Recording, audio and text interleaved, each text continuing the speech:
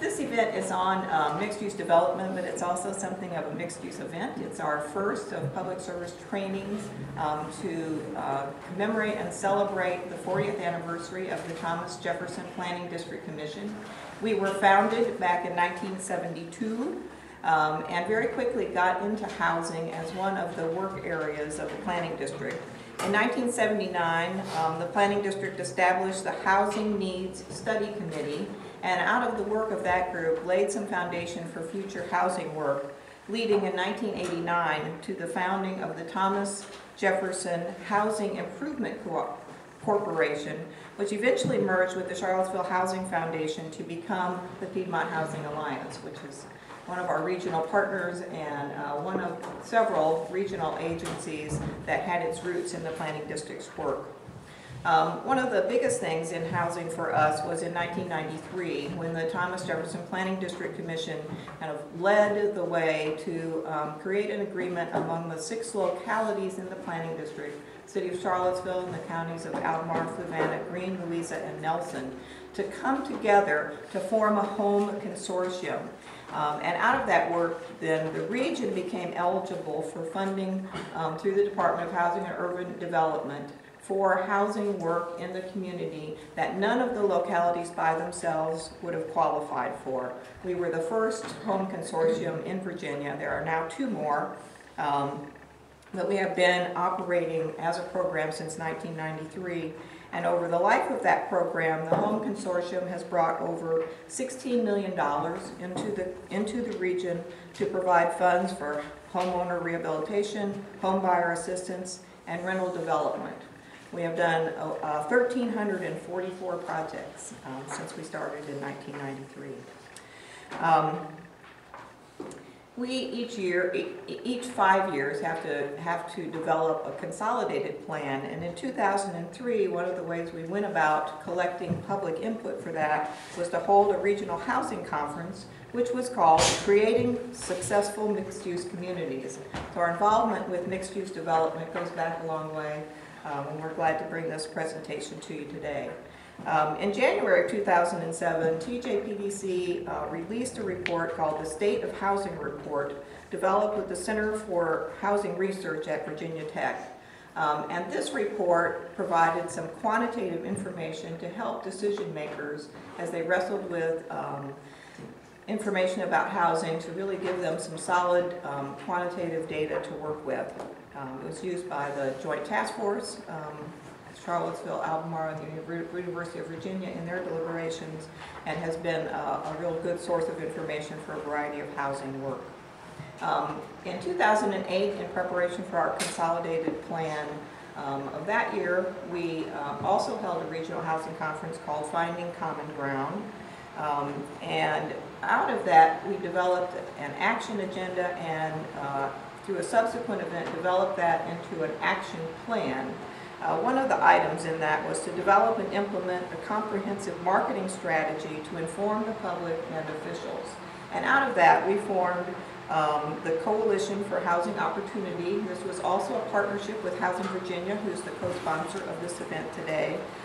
Developed a series of white papers looking at housing and how it impacts the community, and are now carrying out a series of focus groups to further refine that message and also spread the word about how housing impacts a variety of factors in a community, serving as the foundation of community prosperity. This is the second of the regional symposiums that we have done with Housing Virginia. Last year, just about this time of the year, we did a similar event on their first white paper, Jobs, Transportation, and Affordable Housing, with a similar format with speakers and a local panel to respond to that work. Today we are going to examine the economic benefits of mixed-use development, and this is based on the second white paper, which I think is available on the desk when you came in. Chapter 4 is on mixed-use developments, the effect of looking at economic benefits beyond the multiplier of mixed use. So we have with us 2 speakers today and 3 panelists, and I'm going to introduce everybody, and then the speakers will present, Bob and Tasha will present, and then we'll give our panelists an opportunity to respond before we open it up for questions. So our first speaker will be Bob Adams. Bob is the president of Housing and Development Advisors, which he founded in 2006. Prior to that, he served as the executive vice president and chief operating officer of Community Housing Partners. Next to Bob is Costa Canavas. He recently, I think within 6 weeks, right, joined Virginia Community Capital, which is based in Christiansburg, as a senior lending officer. Prior to that, he worked for the Virginia Housing Development Authority, overseeing the mixed-use, mixed-income financing program. Okay, next to Costa is Kathy Galvin. Kathy is an architect since 1993. She's been principal of her own practice, Galvin Architects, and is also a member of the Charlottesville City Council. Frank Stoner is here with us today from Milestone Partners, which is a development services company. Frank has more than 25 years of commercial and residential real estate development experience and previously served as Chief Operating Officer for Stonehouse. At the end, Valerie Long of Williams Mullen is an attorney who focuses her practice on real estate transactions and land use matters. So without further ado, I'll invite Bob up here. He's going to lay the groundwork for mixed-use development, and then Costa's going to follow with some specific examples. Thank you, Billy. Good morning, everyone. I'm here representing Housing Virginia, and let me say a little more about Housing Virginia and what we do and why it's important. So Housing Virginia is a statewide nonprofit organization. It was founded about 7 years ago, and the basic idea was to bring together all of the sectors of the affordable housing industry in Virginia and put them around a table and see what they could agree on and how they could work together to better promote increasing affordable housing opportunities in Virginia. So Housing Virginia is made up of the Virginia Realtors, the home builders, the banks, mortgage bankers, nonprofit organizations, localities. Virginia Housing Development Authority has been a major sponsor of Housing Virginia for many years. So that group came together, realized that it wasn't necessarily going to be able to agree on every specific individual policy. So Housing Virginia is not a lobbying organization that's seeking legislation or specific kinds of local changes, either at the local level or at the state level. But instead, Housing Virginia does three things. One, it works with groups such as Billy has formed here in Charlottesville, local organizations and regional organizations that are working to improve affordable housing opportunities. So we provide tools and assistance and small grants to help with the work being done at the local level. Second, Housing Virginia wants to become, and already is partway there, I think, sort of the go-to organization for really good, high-quality, accurate, comprehensive information about affordable housing. So if you go, and that's all done through the website. So if you go to www.housingvirginia.org, you'll find a lot of resources that can help you to better understand affordable housing in your community. One of those features called Sourcebook that we do in conjunction with the Virginia Realtors Association provides information on the cost and affordability of housing for every jurisdiction in the state, every region in the state. It's updated quarterly, so it's highly accurate and up to date. There's a whole range of other kinds of information in Sourcebook as well, and I know a lot of local planners. I know Daniel has used it a lot here in the Charlottesville region. It's a great resource. We're working on a companion to that, which is going to be called Playbook, which will be a compendium of all of the existing affordable housing programs in the state. Again, by jurisdiction, you'll be able to search using a map, or you'll be able to search by topic and find out if you want to find out who's doing affordable dwelling unit ordinances. You can search for that. It'll tell you the localities that are doing it. You can pull up the ordinance. You can get some information about how many units have been produced, and that will help us, I think, to not have to reinvent the wheel at the local level every time we want to make an advance in affordable housing policy. That'll be rolled out at the Governor's Housing Conference this year in November in Roanoke. The last thing Housing Virginia does is it produces research reports that are used to stimulate and facilitate local conversations like we're having today. So this report, which was done early this year, talks about how housing is in fact an economic development tool, how it contributes to the local economy. So, and we've all realized this by looking at what's happened to our economy and our housing market over the last 5 years. Housing is $15 billion contributor to the state's GDP.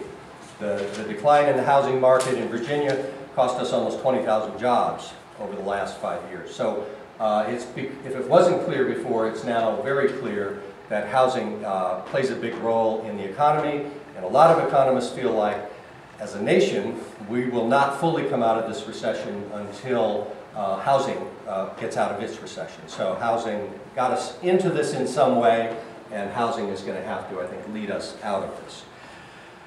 So I want to talk very briefly about a couple of things. I'm going to start by focusing a little bit on the multiplier, which is this impact that not only housing but all construction has on the economy, and then I will roll around to mixed use at the end, and I'm only going to take a couple of minutes to do this. So mixed use development, an idea whose time has come again, that you all will understand. That's because mixed use isn't new in this country. Mixed use was the type of urban form that this nation was founded on. And I live in a neighborhood that was built in the late 1800s, and there's a restaurant around the corner from me, there's a corner store half a block away. Very common in older communities that uses were all put together. It's only been recently that that has changed. So let me say a word about the multiplier. How, when we build housing, how that has benefits, economic benefits within the community. And those generally fall into three categories: direct impact of that development, indirect impact, and what's called induced impact. Let me say just a word about each of those. So the direct effects of housing construction include spending by developers and by contractors and their employees. Who is actually hired to construct that building, what has to be spent in terms of building materials and other expenses that directly relate to that particular structure. Indirect effects are, so if I go and I buy a bunch of building materials from a local building supplier, I put money into their pocket. They in turn spend that money on other things. That money circulates a second time after that initial purchase is made. Those are the indirect effects. If I hire an engineer or architect to work on that housing and pay them for that money, they eventually spend that money on something else. So that's the indirect effect. And then finally, what's called the induced effect, which is people who are employed in this process anywhere along the line. Either it's a carpenter who's working on the project, or it's a clerk who's working in the building supply store, or it's a draftsperson who's working at the architecture firm. All of them are being paid a salary. A portion of that salary is attributable to the income from that project. Those people go out and spend money on everything, obviously. They spend money on health care, they spend money on groceries, they spend money on dining, etc. So those are the three ways in which money circulates. So how does that pan out? And there are very sophisticated systems that describe this. IMPLAN is the most common one that is used to do this. So a $5 million project, the $5 million project here is probably like 40 units maybe, or maybe a little bit less or a little bit more depending on what kind of housing it is. Multiplier in Virginia, and again, this can be done very specifically or more broadly. We looked at a multiplier for the state of Virginia. We pulled this from a report that looked at all of the southeastern U.S. and they established a multiplier for each of the states within the southeast. About 1.72. So on a $5 million project, if you add up those three effects, direct, indirect, and induced, has about an $8.7 million impact in the local economy. And it also has an impact on jobs and on tax collection. So jobs created, a $5 million project, about 30 direct jobs associated with that expenditure, indirect expenditures about 17 jobs, induced about 16. So a total of 63 jobs. So jobs. That's, you know, when we go out and talk about housing, especially in a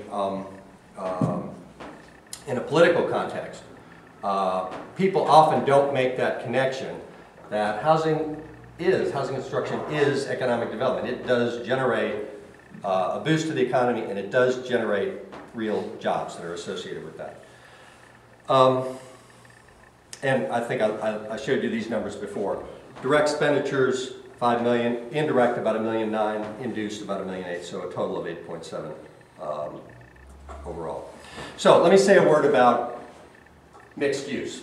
So the first thing I would say about mixed use is everything I just said applies to mixed use. It applies really to any type of construction. So mixed use, first and foremost, has a direct, indirect, and an induced economic development benefit for the community.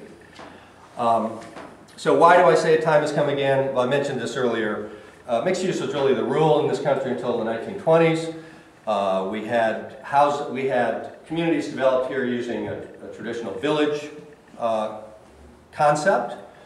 You see that in downtowns of older communities and sadly, in some cases, have really declined, and hopefully now are beginning to come back.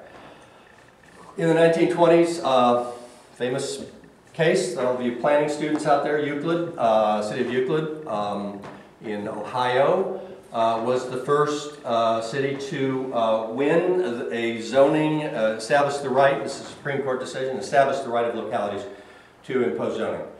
And the idea, of course, there was that similar uses should be grouped together. And from that point on, our country, our landscape, the way our cities and urban areas, and even rural areas, developed quite differently. All of that began to change in the 1980s again. It's a cycle. And in the 1980s, we began to talk about new urbanism.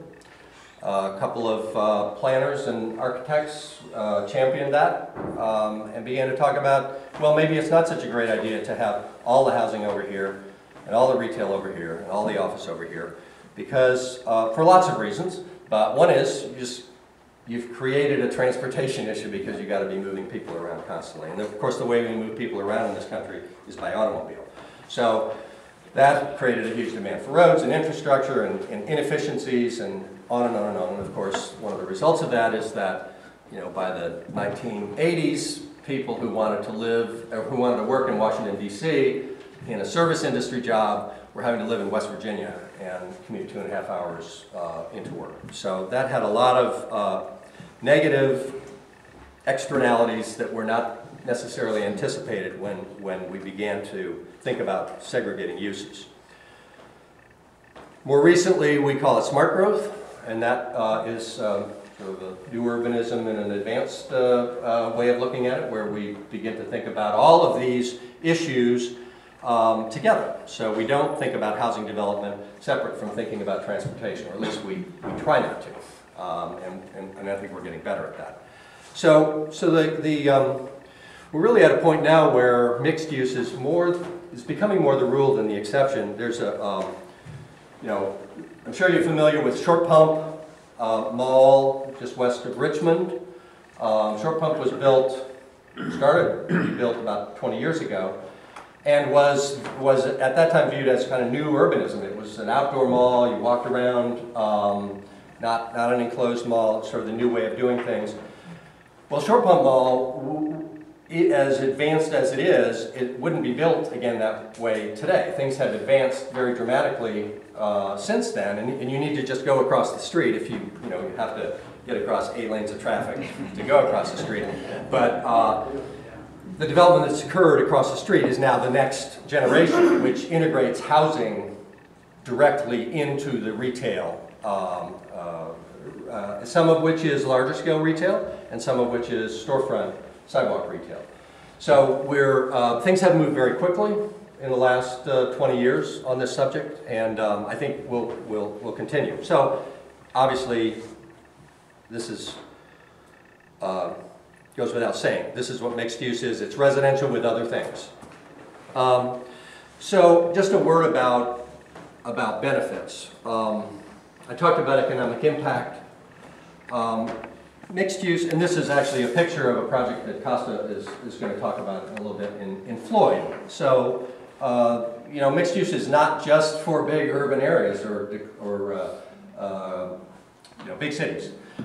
Mixed use is happening everywhere. If you've been to the town of Floyd, you know it's a relatively small community. This is a project that Costa was very much involved with making happen, and it involves a whole range of uses along with some residential on the second floor. So mixed use allows you to preserve neighborhoods that were originally built with mixed use. As I said, it promotes other forms of transportation. It begins to solve some of the transportation congestion issue by making it easier to be a pedestrian, making it easier to use a bike or alternate forms of transportation. And also what we have found is it can be a catalyst. This is probably the main point I want to make, which is that those of you who are involved in revitalization, community revitalization, know that housing usually leads.